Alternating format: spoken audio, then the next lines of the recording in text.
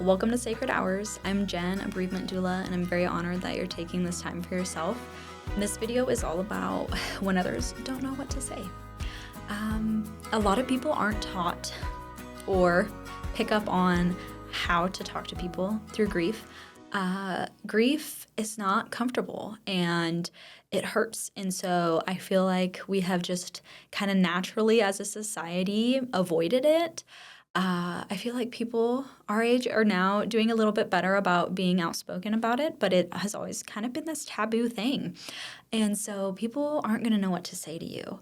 And I really want you to remember that what they say is actually a reflection of their own thoughts and maybe fear around talking to somebody that's grieving versus your actual experience or their love for you. A lot of people just truly don't know the weight of their words.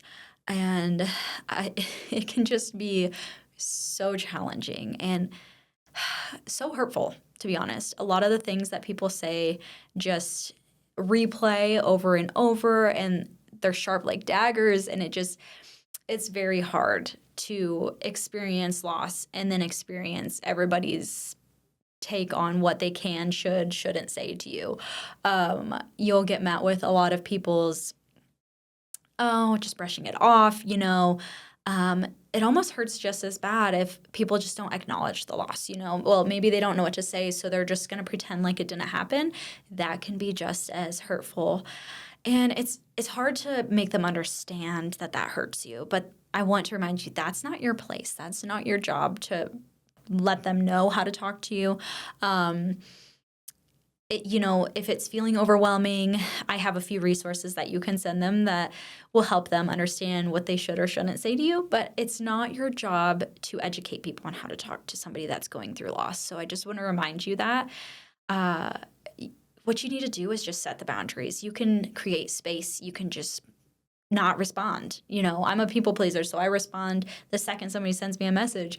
But to those, you don't have to respond. You don't owe a response to anybody, especially if they say something that is hurting your feelings. I think a lot of people will come back to the spirituality. Well, he knows what he's doing, so there must be a reason, and these things just, they're not helpful. And a lot of people hear them, so I don't want you to feel like you're alone when your friends and family are saying these things.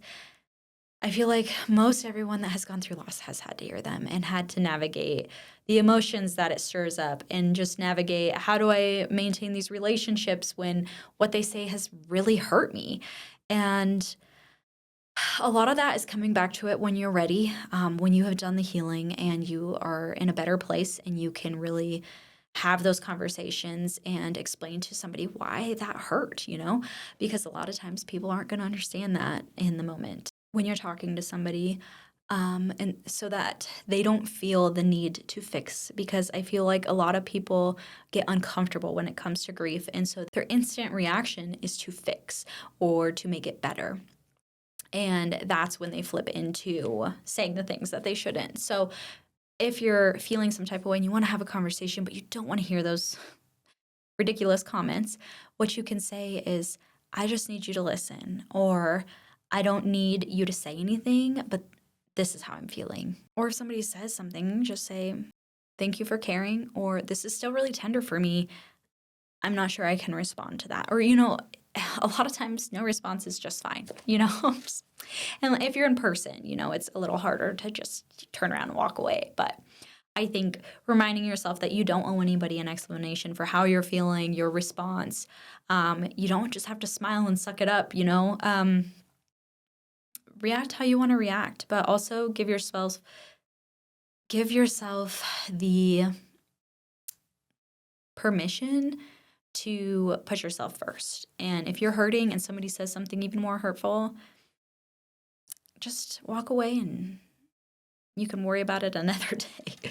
I think it's very, very easy to feel even more isolated when people start saying those things, such as, well, you can try again, at least you could get pregnant. Or a lot of it too is if this is your first loss and everybody's going to start asking you, when are you going to have another one? Are you going to try again? Are you going to try again? And I think those statements, I know they mean well, but they can be so painful.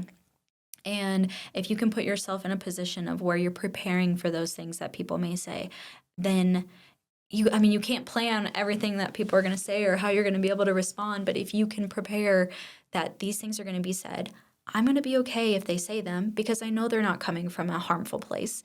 And maybe have one or two phrases that you can say back to them. For example, like if they are doing the whole, well, are you going to try again? When are you guys going to have kids? Like, actually, we're walking through loss right now and we're not sure of God's timing, if you're a believer, or we are choosing to be private with our journey to parenthood. You also don't owe anyone an explanation. And I think the thing that I always like to tell families is that you're allowed to kind of pick and choose. What kind of conversation is this? Is this like a dear friend actually curious if I'm going to be having more children, or is this, the checker at Walmart? Like, I don't need to explain everything to them. So it kind of comes down to your personal preference, the conversation, and just prepare yourself for that conversation. So when it comes up, you have something ready to say.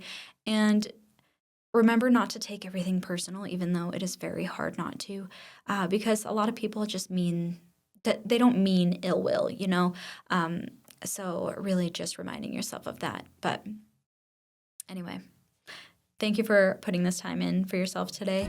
And I'd love for you to take a few deep breaths and meet yourself where you're at. And these resources are always here for you.